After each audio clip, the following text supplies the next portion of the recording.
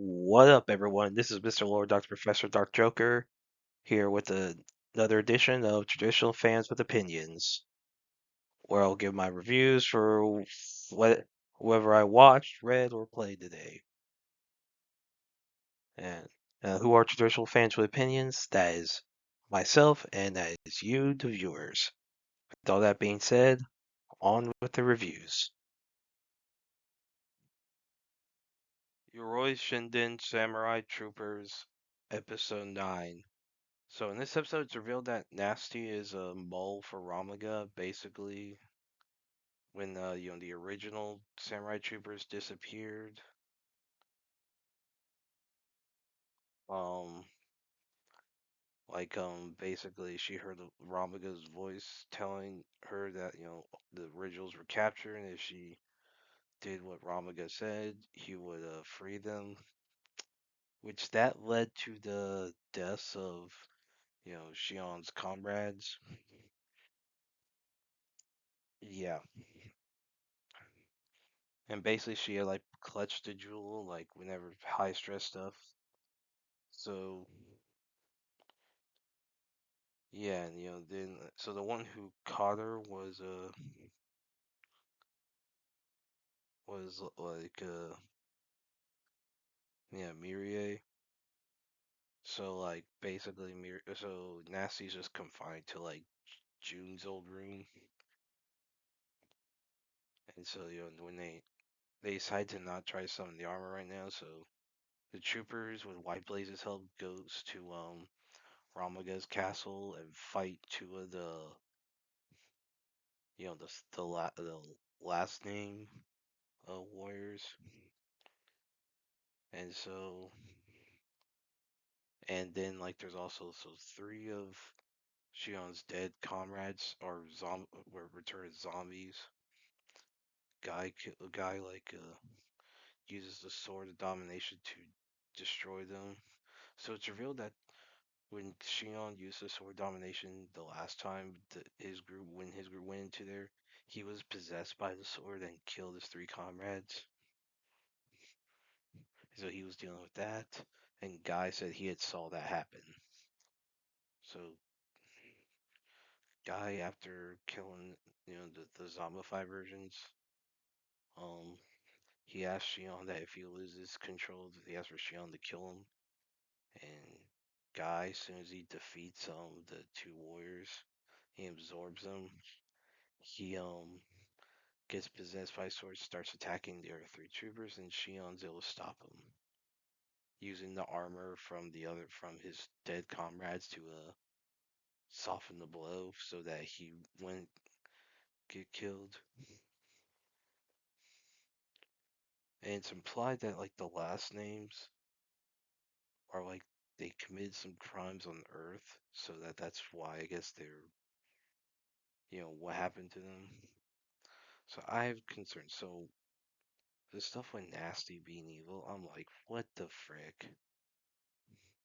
So it's real that when June had that divine like premonition or whatever about those he trusts would be cursed, it was about Nasty, not White Blaze. And it's implied based and so Mirie is like captured by someone. It's implied that she might die next episode. So there's some questions about what's going like what the like there were questions about the 10 warriors about who they were. So obviously they do not like what Ramaga's doing. But they're like crap, there's not much we can do. I I have concerns about this episode after this like don't turn and so it's revealed that at least three of the original troopers, I mean obviously Rio's possessed, and one of these explains so basically Rio found two of them, like the two that he had saved, he had found them when he was trying to find one of the other three sacred treasures. And dude, it's like a lot of pieces were moving very conveniently for Ramaga. And now, yeah. So, I mean, I have concerns. Like, so, three troopers are captured. Three, at least three are captured. The fourth one's not known. So obviously Rio's possessed. Amongst the other ones, three are shown to be captured, like froze with like ice or something. The fourth one didn't appear, so who knows what happened to that one? That will probably be revealed later. We'll see what happens. Like hope, like it seems that, but with Nasty, it seemed like she ended up being possessed by the jewel. But I'm like, okay, what after the original series? What did she think working with a demon with Lord would do? I mean, what did she think would happen? Like she should have known better.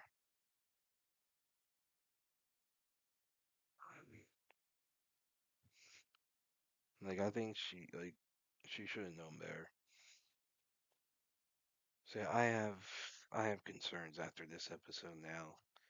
Like they confirmed that Rio's not evil; he was possessed. So like in previous episodes, so like okay, they're not making the hero the villain. They're not doing what Mission Impossible did. But yeah, I'm interested in what's going on. Like I'm interested in what's going, but I hope they don't screw things up. So yeah, hopefully this doesn't suck. Like the later episodes don't suck. Memory of a Killer, episode 6. So in this episode, so Angelo officially gets confirmation that he does have Alzheimer's. Like he goes to the doctor and gets that confirmation. He's told he needs like a support system to help out, like basically from his family, whatever. So so Angelo and Joe they assassinate a accountant for the Russian mob who was about to testify on live television. And they rig a microphone to induce a heart attack during the broadcast. 'Cause obviously, you can't just shoot the guy on live television. I mean, that would invite a lot of questions. And so during the job though, Angelo's memory causes problems. Um, so like he kills a security guard when he hallucinates his brother, and that leaves behind some evidence.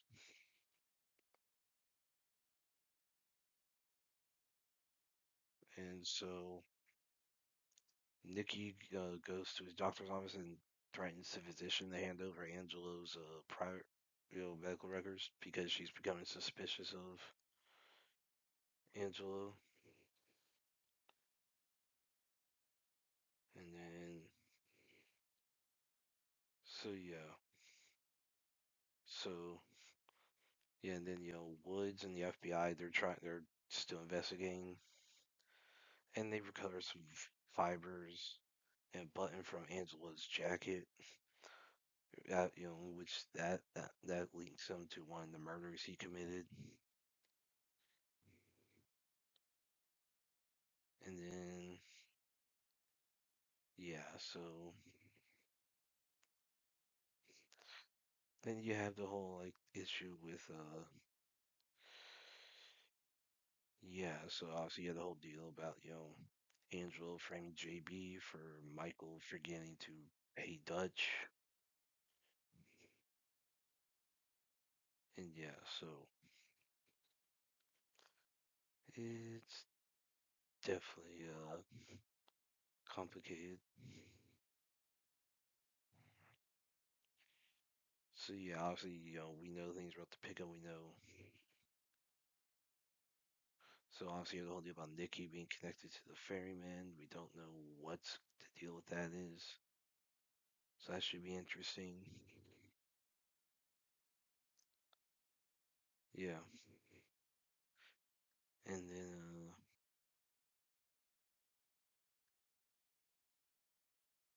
so yeah, it's definitely interesting. So yeah, you have obviously Maria like is trying like to like get like basically like get a gun through not like try to get a gun, basically to protect herself. And yeah, so I'm interested in seeing how this develops. You know, basically yeah, obviously the stuff with Dave, who's like the detective or whatever, who dated Maria, so that leads to some conflict of interest. So we'll see how that happens. And then yeah, so I'm interested in seeing how this goes, how all this you know escalates, because obviously Dutch is probably gonna figure out soon about Angelo's memory issues, and it's probably gonna put a hit on Angelo. Like that's gonna be my bet.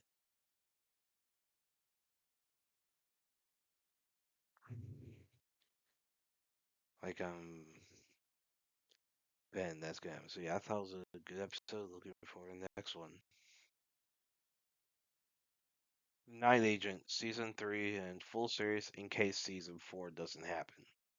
So in season 3, Peter Sutherland's waiting to be contacted by Monroe, and airplane, flight Pima-12 shot down over Venezuela. 157 Americans are killed.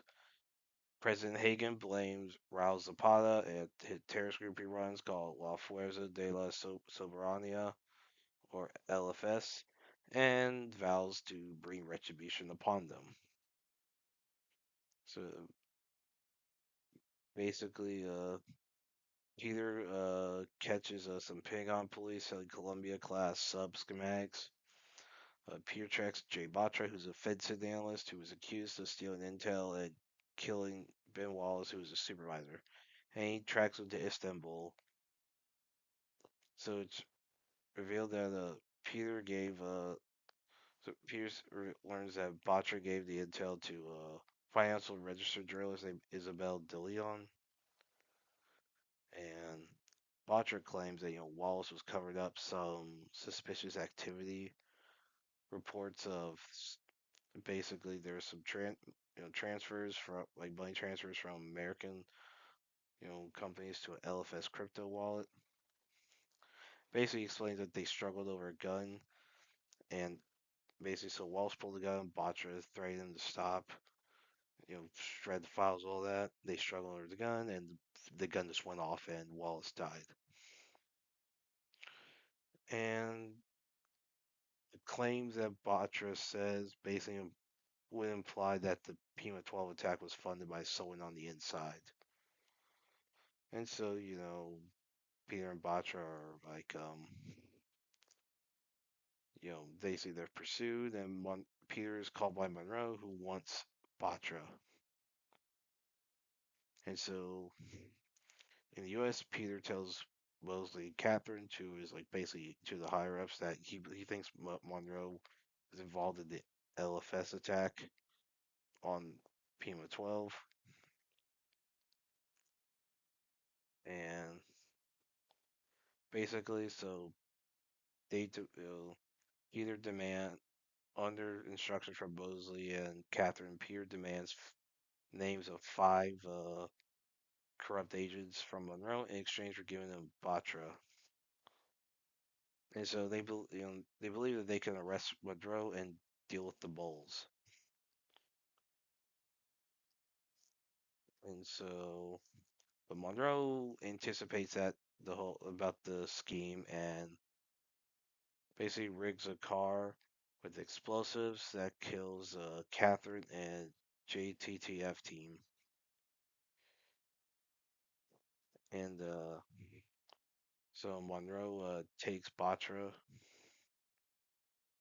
and Isabel shows what she got to her editor, Mike Francesca, and so basically she identifies Peter as FBI,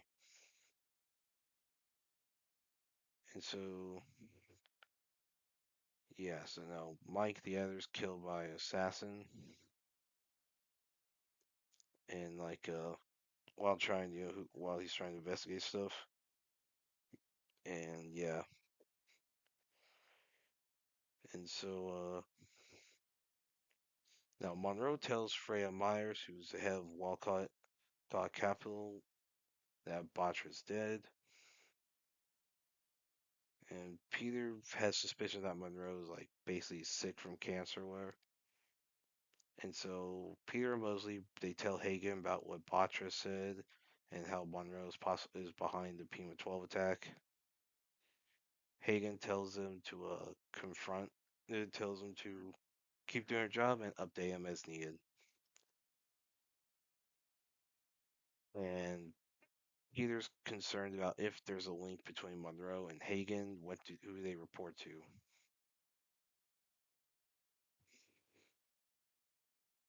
And yeah, so then there's a whole deal about, there's a reveal first. So you have Arrington, who's like a Secret Service agent, shoots an intruder, and you like the first lady, Jenny Hagen, claimed had a gun, but it's revealed that the intruder was unarmed. And so, Peter saved Isabel from getting killed by an assassin. And so, the two of them work together to find Batra. So you have this whole information. So they're trying to investigate stuff with Monroe, with Batra's intel. And you've also with Hagen, like Hagen's ties to Monroe start getting gradually revealed. Regarding to how like it got like so the stuff got him elected. Yeah. And so yeah, it definitely builds up. You see yeah, so find Monroe, and it's revealed that Monroe is Isabel's father, who is a CIA asset. And yeah, so but he denies abducting Batra and funding the Pima 12 attacks. And calling the hits on like Isabel's colleagues. Batra denies all that.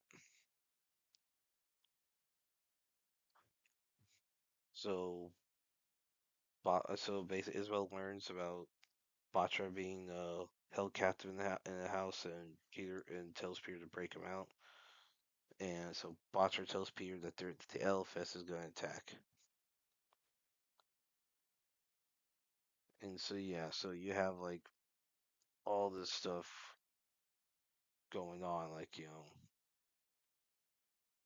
So Monroe, it's revealed in the past, was blackmailed to spy on Zapata, who was like his employer, and basically CIA suspects him of being an arms trafficker, and yeah, basically so Monroe was dating a woman named Sophia De Leon, who is a plea for Zapata,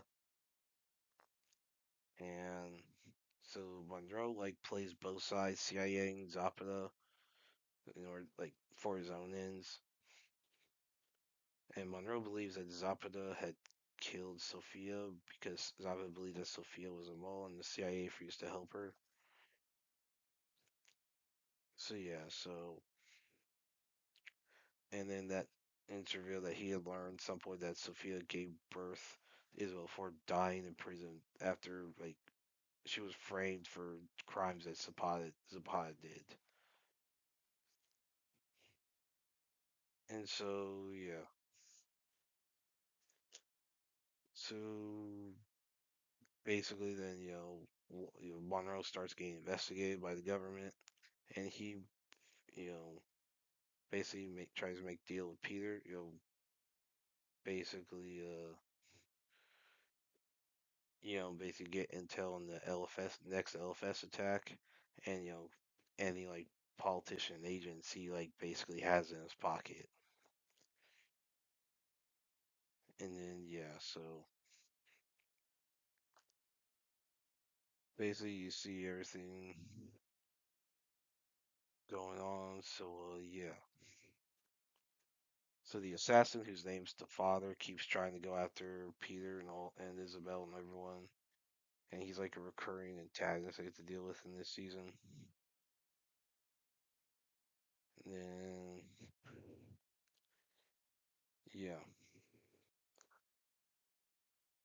so so then Monroe is killed, and frames it as a suicide. Like it's framed as suicide, but he was murdered. And then yeah, so it's revealed that the ties between Monroe and Hagen is that Ginny owed a bunch of debt to Monroe, and basically she was using her charity to launder a $6 million donation. And you had yeah, so you see like a lot of stuff going on. So yeah, this definitely interesting what's going on. So yeah, we'll see like what goes down. It's interesting what happens. So yeah, so all those things build up. With Arrington, with Peter, with Hagen, and yeah. So basically, so Batra logs a crypto withdrawal, and helps Peter, Arrington, and Adam, who's an agent who knows Peter. They helps him stop some truck bombs headed to New York. And so Hagen orders a drone strike that kills Zapata, and he criticizes Ginny for working with Monroe, but he does cover up, and he orders Adam to kill Arrington, and then yeah, and so when Pierre refuses to stand down from his investigation, and after he tells Hagen, Adam's job is to cover his and first lady's like like cover their tracks. Hagen accuses Peter of treason. So Arrington's saved from Adam, and basically you see all the stuff going down. So yeah, so the father, who's like the guy, refuses to you know basically listen to like Freya, but he decides to like basically like go off, live a quiet life with his son, and then yeah, so Peter fights Am again, eventually convinces him of like this issues with the Hagens, and Isabel interviews Freya on live stream, and Freya implicates the Hagens, and 5 weeks later, President Hagen pardons himself and his wife, and then yeah, and the father poisons Freya, and Mosley offers to promises Peter that when basically by the time I guess his Peter's break's done, that Peter will have a good partner. So yeah, I thought it was a decent season. I mean, there's a lot of going on with like all the people involved, the hair stuff with the Harringtons, like all the stuff with that. That was interesting. All the twists, all like the spy action that was going on. As far as the show's been decent. I mean, season one, obviously they strayed did good bits from the book, and that does lower the score for me. The other seasons, they're decent. Like I thought I'd say decent season. I'd say it's a decent show. If we get a season 4, I'll watch it. Well, and that's it. Did y'all like the stuff I reviewed? And if you have your own opinions about all that, you can put all that in the comments. Thank you for watching, and like, subscribe, and all that. And look forward to the next video.